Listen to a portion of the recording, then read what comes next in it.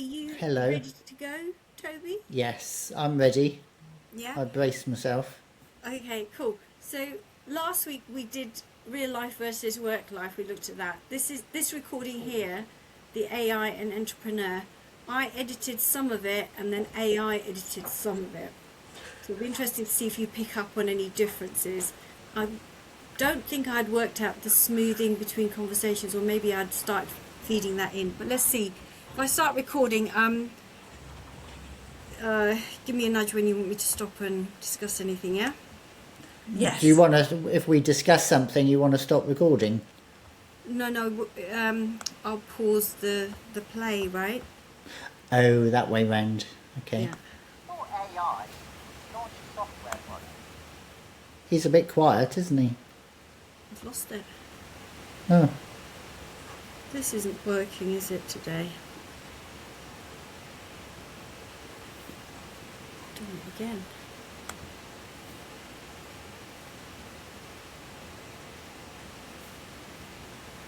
God, all this tech. Let's try again. There you are. Yeah, it was a bit quiet, wasn't it? You can't see my screen anymore, right? no. Okay. I think my, I don't know. I could put my volume up more. But Let me... so this is going to be awkward, because when I have to switch between talking to you guys and playing it... Let's see. I'll try it one more time. Okay.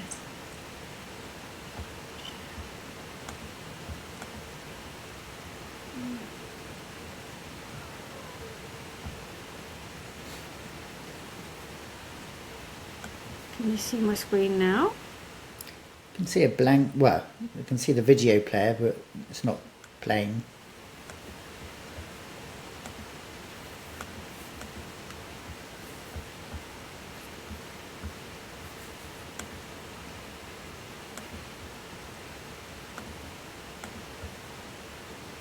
For AI, launch a software model.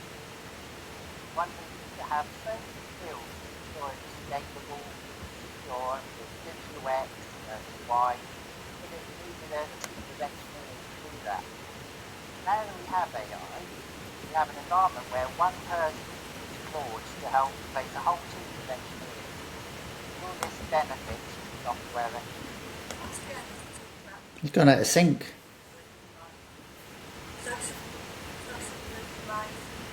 Is it? It has for me. Yeah. The volume's really low as well, isn't it? Yeah. The volume's low, which I don't understand why. Well, The you quality click, in the can you mic not is click on different. that? Huh? Yeah. There's a volume button on the screen. Can you That not? one. That one there. Oh, it's on No, here maybe. on the bottom right. There, that one. There you go. Okay, let's try that, yeah? Uh-huh. Just thought I didn't shave today. Oh.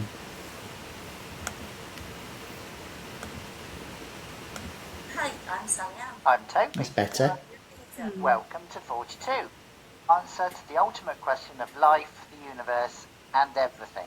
It's not in sync, but So, back in the 1980s and 1990s, I think this was an era, when PCs became widespread and one person could easily create a software program in their bedroom by themselves and actually make a business out of it. I mean, that's how Bill Gates started with his doing stuff in the garage. I've known actual people that have created games that I sold in Double O Smith, which was my first job.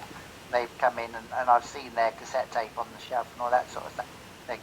That slowly changed as systems and websites became a lot more complex and so required much more diverse skills, such as what's now known as DevSecOps, which I don't know if you're aware of that. DevSecOps means you've got the development team, security team, the operations team that deals with the infrastructure and all the rest of it. And there was a time... I've got to say, you said DevSecOps. I don't know if you Have know you all what heard of means. that? Yeah, Have you all heard of I DevSecOps? kind Have of you heard of I DevOps? guessed from it. But what I'm saying is, you asked a question, but you didn't wait for an answer, and you just went in to explain it. Yeah, I was presuming that you either knew or you didn't know, and I was going on to explain it regardless. I presumed you probably didn't know, so I just went on. Well, I was all right with it. Sally Ann might have been interested. Also, maybe we would have kind of guessed it anyway, because from what No, you I said, needed the explanation. you needed the explanation. There you go. One all, one each. Did you get an explanation from it? Can you remember if I explained it correctly? Or, I don't well, think you'd finished, had you? And also, it's still quite quiet. I'm finding it difficult to. oh, okay. I'll put the volume up a bit more. Put it up as high Just as going it to blast goes. our ears. Okay, let's start carrying on, yeah? Hmm. And when they were separate, and it led to all sorts of bottlenecks and things. So the idea is to bring them all together. But it just emphasises the fact that you've got like 3 teams now, that each team made up of many people. You've got all of those people to create one product. So I feel that this is now changing again, as AI is helping us code, and so the likes of Claude, large language model, can help fill those gaps in our knowledge and can also ensure we can create products more quickly. So, if software engineers want to become one-man entrepreneurs, I think this is possible again. However, it could also put vast amounts of people out of work, because companies no longer need teams to develop their products, so they'll just whittle it down to one person to replace vast swathes of people. You know, people like independent financial advisors and things like that. If people were a little bit smarter and used AI first, they wouldn't be so keen to go and pay the quite high costs of independent financial advisors. So, yeah, I don't think we can put that genie back in the box, and I think it's a shame. But I think if people, particularly in the computing industry, are aware of that, then, and I think they are, then I think that they'll be clever to go and look for some avenue that they can take on that will, mean that if ultimately they do lose their job, they are still employable for different reasons within the same industry. It's interesting Toby mentioned the structure that you did, because that's in quite a certain type of company, because small companies might have just had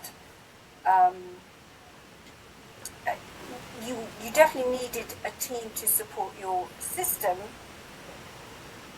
The kind of team structure you're talking about cut code, whereas a lot of corporate companies would then go off to buy things off the shelf. So people they had in the office were different, supporting their IT infrastructure, because you outsourced the IT. So internal software engineers I looked after a legacy system in my early days, the whole system. There was one person who wrote it, I took over, and then I had 6 developers, and we all worked on the legacy system. That was going to then get replaced by something in the cloud. People then can go for off the shelf. The first disruption was when a lot of the software engineering went off to India or other countries, and the roles adapted.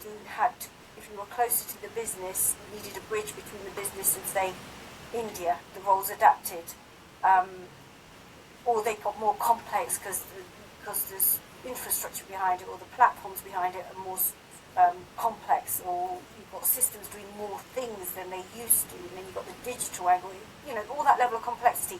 Claude really does simplify things. Claude makes it possible for one person to do a lot more. I think the scale of disruption could be higher, but you have to still vet what Claude's done. So if you're really good, there'll be a job for you, because somebody has to verify and validate what Claude's throwing out.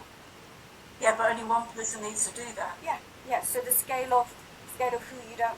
It's a bit like when robotics came into factories and that. Didn't need people in the factories as much, because farmhands you didn't need as many farmhands. It's the next level.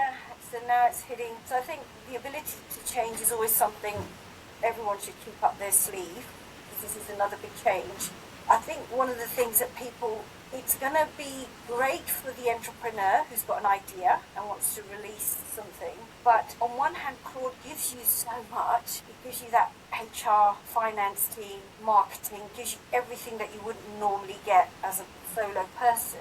but you still have to do some, I think, depending on the type, there's so many different models out there. The one you have to be careful of is opening it up to the point where you become an outdoor salesperson trying to sell your tool. It's great if everything you're doing is online, in the online space. How many entrepreneurs will come out of the online space and engage with the outside world? I don't know, because it could open up those kind of possibilities for you. I don't know what tools escape the computer world and go out. Robots, I guess. If you came up with an idea and had a device or something robotic, you'd still then need to physically ship that and post it. It's still a physical aspect to it. But go on, Tanya. Potentially, going back to the sales part, I know, Toby, you mentioned about that and potentially sort of being maybe a little bit uncomfortable with having to sell something. But I certainly would be, because not everybody is good at sales.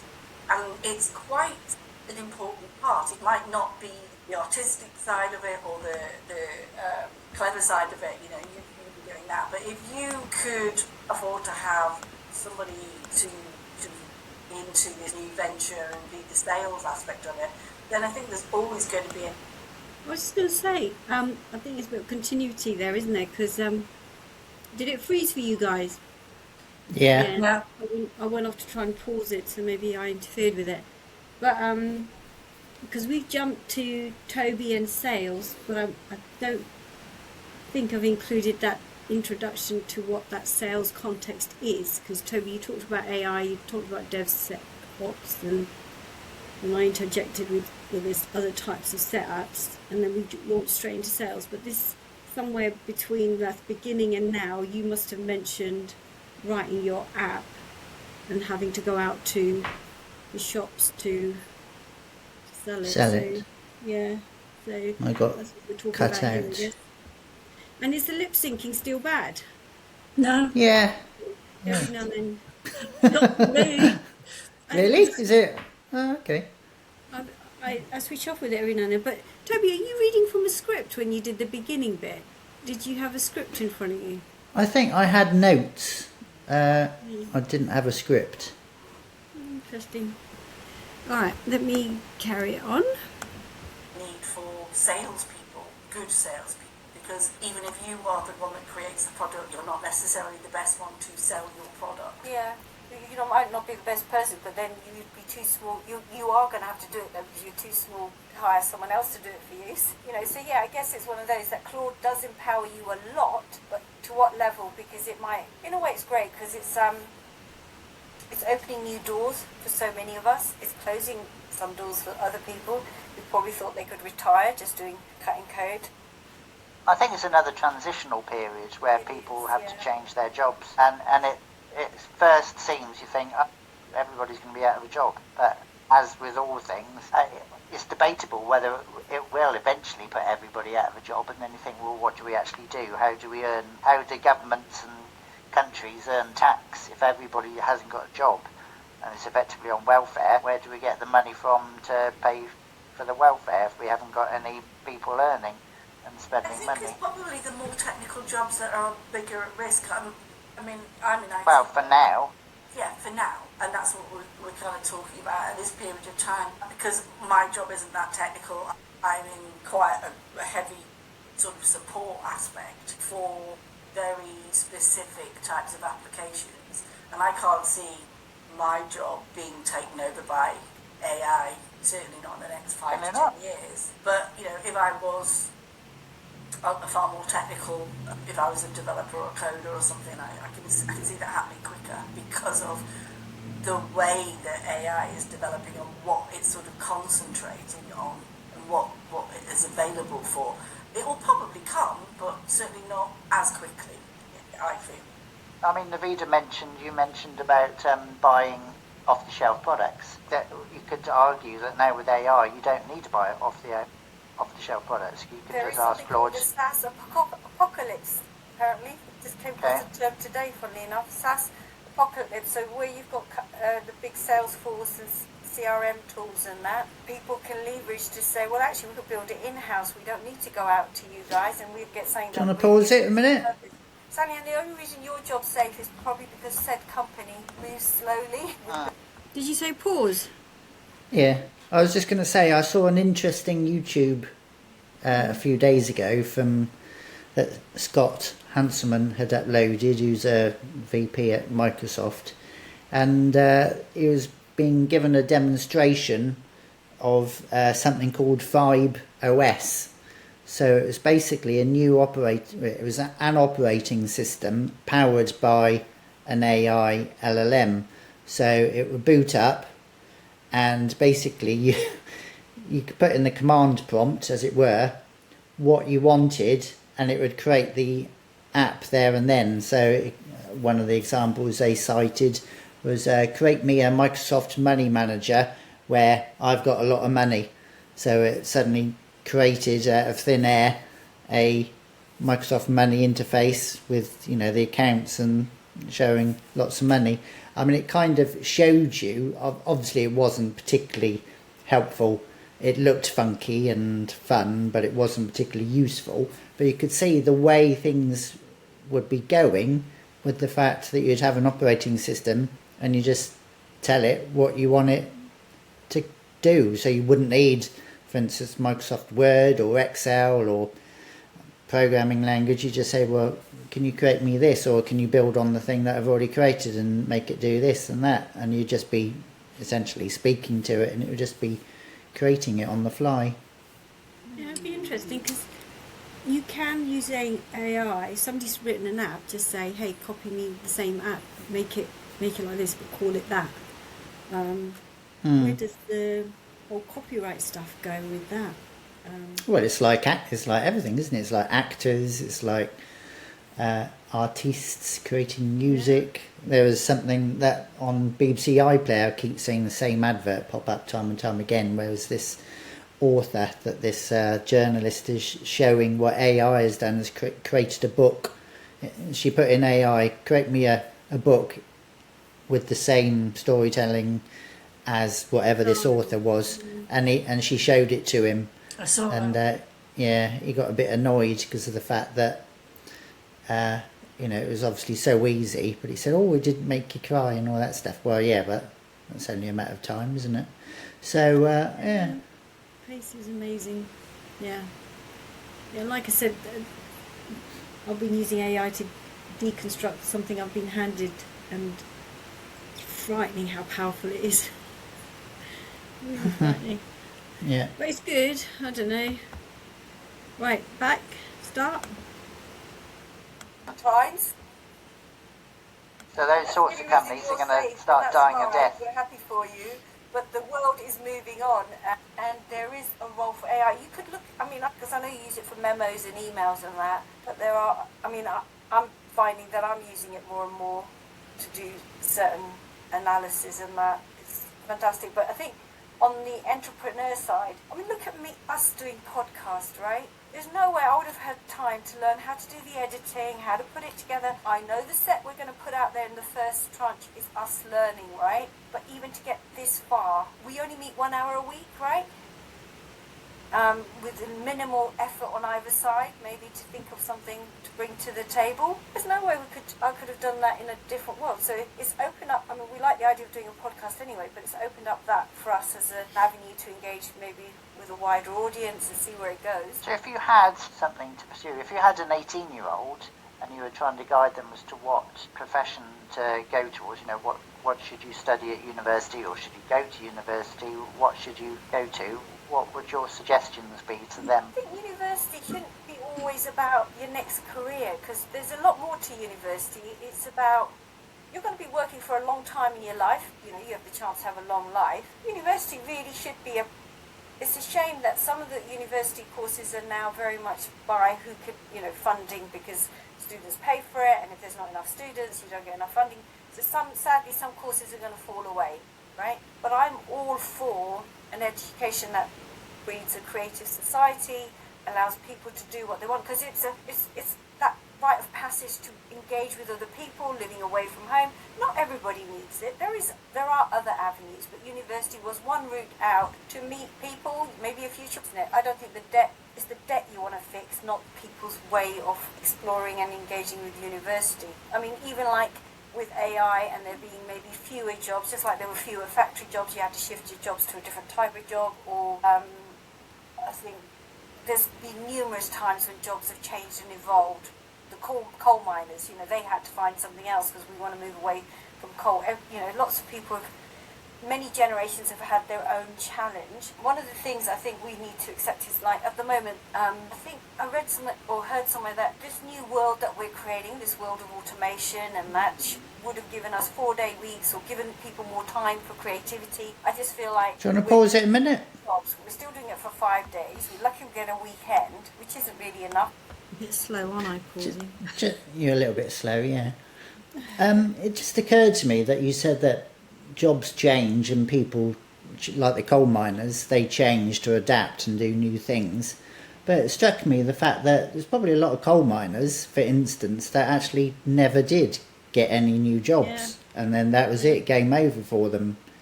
Either they retired or they went on benefits. And it's only the young people coming onto the job market that have to get a new job, that they're not coal miners, they're starting from scratch, so they go into the new jobs. But the people that were doing the old jobs, they won't retrain. Very few of them, I would have thought, will retrain unless they're very young, in their 20s, possibly 30s. I think you're right. So there's a lot of people that just go on the scrap heap. Yeah, I think coal miners maybe was a poor example to use with AI, but or maybe it's a similar, maybe a lot of tech people will go on the scrap heap. A lot of people in India who were coding, what else will they do? Are they the equivalent to the coal miner scenario? You're spot on that a lot of people didn't move on, and whole communities probably suffered for quite a few generations before they got back on their feet. You hear a lot of politicians go on about, jobs change and people retrain, but they're just looking at it from a numbers point of view, and the fact that so many people out of work, and as time goes on, after 20 years they probably have retrained, only because of the fact that new people are doing new things, and the other people have either died or retired. People end up self-training. I don't see the companies normally driving it. They normally lay off people who can't keep up with things. People then go away and self-train outside, and the working week doesn't seem to go down. Even that, people can't even self-train because of the fact when you apply for a job, if you self-trained, they won't listen to the fact you self-trained. They'll think, well, have you actually done it in a real job? No. Oh, not interested then. So then that's where you've got to, well, not fake it to be it, but you're going to have to convince them that you are it until you are it. Well, then how do students get a job? Tweaking how you say it, huh? Well, then how do students get a job? They've left the university, they've only ever... Well, that's where they got the problem, isn't it? Well, I know that there's a problem. There certainly is a problem. There's no jobs out there at the moment anyway. But it's the same difference in a way, except that you would expect somebody would maybe have retrained in a similar kind of industry to what they were originally working in, as opposed to something completely different, possibly. So it's not as bad as students because they are literally just coming out from training to do what the job is, whereas somebody's got work experience, life experience, which has a value. I don't know about you, but if an employer is going to dismiss somebody because they self-trained themselves on something and haven't done it in a working environment, then that's very short-sighted. You said, how do they do the entry? That's the whole point, isn't it? The old model, a lot of jobs at entry level, whether they were graduate schemes or people coming in cutting code or data capture, a lot of it's being done by AI. So it's a lot of the entry level jobs that are being replaced by AI, and people who've got the experience and know how to do a job can leverage AI to do it quicker and more comprehensively. It's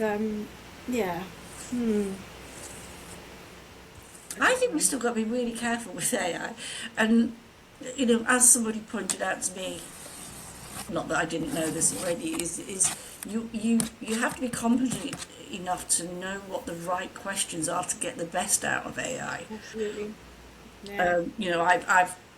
I've I've started using it to try and find out why issues are happening, and these issues are related to the applications I support, but they're outside of my technical skill. And I'm sort of being forced to go and find out, because I'm not getting anywhere with other people whose technical skills it falls within. And yet, I'm getting two very different answers depending on the type of information that I feed it.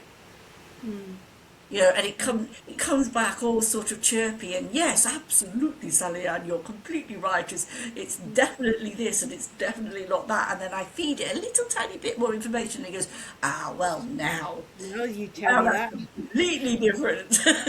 Yeah, and you. The thing is, you've got the expertise to know and challenge what it tells you back. Somebody at new entry level wouldn't be able to challenge it. So And that's the probably, scary part, I suppose. Yeah, but you said about so when if you're a nurse in a hospital, you would have hopefully gone through nursing college. You would have been trained as a nurse, got a job in a hospital, clinic, wherever, as a nurse. The journey for a business analyst and a lot of roles similar, whether it's testing, PM, these skills are, there's not a formal, yes, you can do exams and that and get that under your belt. But I landed a BA role because I went in for a job for a project manager, and the guy looked at my CV and said, you've got such broad experience, I want you as a BA. Normally I find with a BA role, people are looking for senior BAs who've already got the experience, or they'll promote internally staff into a BA role, and the internal staff that's been promoted don't always have the toolkit that a BA has. So when we say be it till you make it, not fake it till you make it, sometimes you have to believe in yourself that you can be it and convince others that you can be it. You might have to kind of cut, not maybe a few white lies that you've done it but you haven't done it, but you know you can do it. That's the way sometimes you get the break in certain type of roles. And those who are coming in and done a course and know they can do the job, you need to convince people somehow. Don't tell them that you've never done it, because all of us at some stage with some jobs have never done it, and we all got our break in different ways, either being promoted upwards with no experience, or coming in with the confidence that we could do it but never done it. Yeah, different. And I don't think that's very different from what happens today. I mean, Yeah, I should imagine the majority of people have told a little white lie on their CV at some point or another. yeah. Maybe that's where you've got to get the confidence, put that in. Right, carry on. Here we go. To do the creative stuff that you want to do.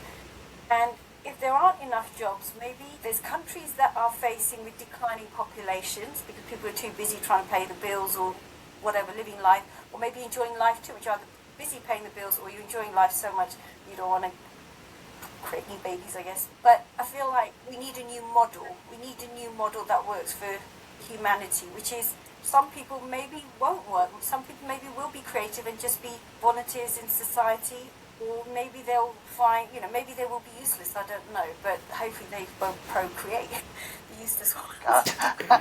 Oh my They're word. going to have the hands that can procreate and have lots that can't. Well, to be honest, do you want to pause it? That History always that could. it's always been like the working class, for want of a better word. Sorry. I mean, that's probably been the subject of a few movies, isn't it? It's like only the wealthy can procreate, and the people who aren't are beneficial to society won't be allowed to procreate. I could see that kind of coming along with a Donald Trump kind of person. Yeah, maybe that's what Donald and Elon Musk are driving. Doesn't matter who we get rid of, there's enough people. I mean, Elon Musk is procreating quite a rate, isn't he? He's got quite a few kids. He's 12. procreating Yeah, a certain type of person, not everyone. you know. I think you might even touch it on that in what your response. But I could be wrong. Did I? Oh, I When might they agree does with the manual myself. tasks and the upper class or whatever, they just sits on their ass pushing bits of paper and stuff. A lot more people. We have a world that is basically at its highest level only concerned with how much money they can make. So when you talk about reward, the people who have become billionaires because of their great ideas are people who can make lots of money for other people. So it's all about money. Yeah, it does kind of loop back to that a little bit, doesn't it? I mean, Claude for me does. Social media was great because it definitely allowed me to see a window into worlds that I wouldn't have seen, hear news that I wouldn't have seen. I don't know where you guys are on the Palestinian thing, but it's taken them 70 years to get their message out to what's happening to them. Whether it, not everybody agrees with that message, but that message has got through to people that never would have heard that message if it wasn't for social media. What's happening in Iran, the narrative there. So there's a lot of controversial issues that people get to see, but I think Claude is now opening another door. It's empowering. Like, I think we've got our company, and I don't know what to do with the accounts, and I'm pretty sure Claude is going to help me. I've been trying to get hold of our accountant, and he's not replying because it's probably not worth his hassle to. It's a niggly little. And it did, by the way. I used Claude, and it's really talking me through what I need to do. It's frightening. I'm hopefully going to save my accountancy fee. Also, before you were, what you were saying, and the fact. I might need to go to an accountant now. Yeah. So, I might be able to do it myself. It is interesting extending Pause that. it. Sorry, probably wasn't even worth it after all of lucky that. last time when I paused it. So I was just thinking, I don't know if I said this-ish kind of thing in the original, but you mentioned about having a voice for the Palestinians which weren't heard previously because of social media. So that raises another interesting point when you get Claude and then you start asking Claude about the history of the Palestinians, the history of the people in Israel, how that was formed, what viewpoint is it going to take? And, it's definitely got a viewpoint because they are tailoring it. Because, the Chinese, what was it called? What was their LLM called? Whatever. Pete for Pete's sake? Keepsake? Deep fake, DeepSeek. So when I asked that about Tiananmen Square, it was didn't say anything. It redacted. I think it started spurting itself out and then redacted it. So it's going to be very interesting the way LLMs are going to have a personality insofar as they're going to have a voting kind of profile, the way they see the world in the eyes of their maker. Yeah, that's And so we might have a Labour LLM and a Conservative LLM and a. I think in America you might have different LLMs. Like Grog came back with some really terrible, wasn't it? Elon asked a question and it threw it back at him as in he was the bad guy. I don't know, something like that. But England, I think it was announced. I don't know if it was announced today, but I heard on BBC Sounds that England would like to come up with an LLM that's got all the trust that goes into an LLM, not biased. I mean, it'll still have a level of bias because all things do with the person who's creating it. But I would trust an English LLM more than, say, a Chinese one or one that Trump put together. Only because it's your own viewpoint, isn't it? I mean, I'm sure the Chinese think the same thing. I think BBC, I would trust BBC above a lot of other places. I'm not. Well, only because I don't think it's perfect, but I definitely think it's more reliable. I mean, compare BBC News and Fox News. Which one would be more reliable? There is a level of reliability, and I think BBC's got.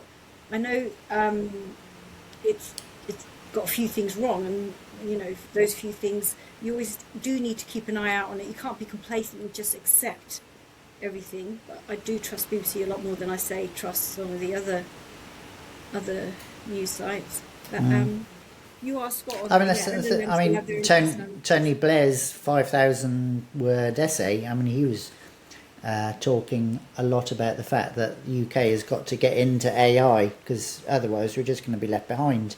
And they're just not doing anything about it. They're not getting involved. They're not attracting AI business to the country. We're not creating our own LLMs.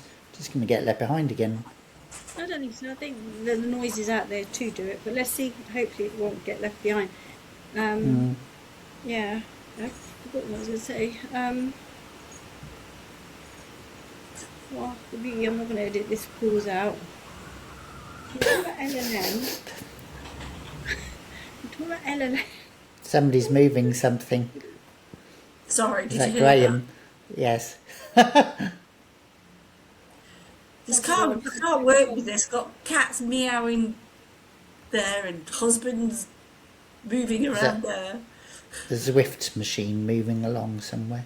This has got 5 minutes left. The This fact one. that if Claude and its enhancements is going to become all powerful, you've got the likes of China doing their own DeepSeek model. Ah, I remember now. boring. I remember now. Yeah, I But did what I say was it. gonna say is one of the drivers for me to do this podcast was that, you said about building LLMs and the personalities. At the moment, the personalities that tend to be out on the web are your extreme personalities, your extroverts, people who, I just want ordinary people talking about ordinary stuff on there so that the LLM gets, I want more and more ordinary people like us putting stuff out there so that it feeds into the LLM, so it gets a bit more balance in the centre. But the thing is, I mean, it's driven by popularity. If nobody watches 42, then why would the LLM actually look at it for a source of information? Isn't it So it's still only- out there though, whether somebody Yeah. watches it or not? It's a start, I think. It's a bit like that cat in a box, then, isn't it? Yeah. With the Yeah, and I change of the remember box. a year and a half ago when DeepSeek first came out, I thought I'd do the old cliche. Tiananmen thing. Square, I'd there you think go. about Tiananmen Square, wouldn't come Oh. out with anything. So you've got these LLMs. At least I'm that consistent. are all powerful, and they're going to have their view of reality, which might not align with your view of reality. So Yeah. it could be that I remember when I was doing my degree, I think looking back even from then, like 30 years previous, I think it was like the 50s or something, when they say there was going to be like 3 big computers in the whole world, and that would be it. This was before we had miniaturization and silicon chips and everything. There were going to be 3 big computers around the world. In effect, we're going to have 3 big LLMs. We're going to have the China LLM, we're going to have the American LLM, maybe a European LLM, all with their own viewpoints on what is correct for society.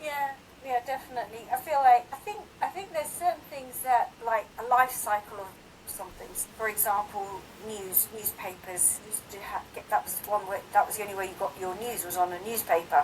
I mean, before that you had less whatever. But if we start at newspapers, right? The narrative that was in the newspaper, you was pretty much at the mercy of whoever the editor was, whoever decided what content went into the news. Fast forward to now, you've got your big guys. Who's the main guy who owned the Sun? Or Rupert Murdoch? Rupert Murdoch. Yeah. So it's pretty obvious that certain big people control the narrative, right? It wasn't Robert Maxwell, was it? BBC, which started off with all good intentions. It's a soft. He was one of them. Robert Maxwell was the other. Was he Mirror? Daily Mirror, the maybe. world informed of what's going on, putting out shows there to help educate the population. In a way, BBC was great there, but then so BBC decided it's supposed to be reflecting society, but then suddenly thinks it knows how society should behave and start preaching. Life cycle, it gets to a point where it needs to be challenged, and I love the fact that it does try to reinvent itself, maybe slowly, maybe sometimes it needs a shock, and now it needs to find its new world in the social media world, and now in the social media world at the moment, it's kind of independent until it too will get to a cycle where there'll be people who take away that independence from it, and maybe Claude, like you said, the whole AI side of it, maybe that will also then eventually come to a point. But I think provided people are always empowered, things will work out. It's when you suppress people, things get stuck, where I see it. But I definitely think Claude is going to be great for independence if you've got the ideas and, you can empower you. I think. So going back to Toby's first point, sorry Toby, your first sort of throw out there was people going to lose their jobs because of this. Let's sort of take it back to that. I mean, do you feel that we've discussed that in enough length. I know we've gone off at tangents, which is inevitable, but do you think that we've reached any significant conclusions about that particular point, or is it just a case of actually we think so, but we don't really know? I don't think we've reached a conclusion on it, because I mean, I suppose the main topic was, will it benefit software engineers, in the fact that either you're going to have no job, or you're going to have the motivation to go and use it to create your own idea and prosper from it. So there could be two types of people, depending on what sort of personality you have.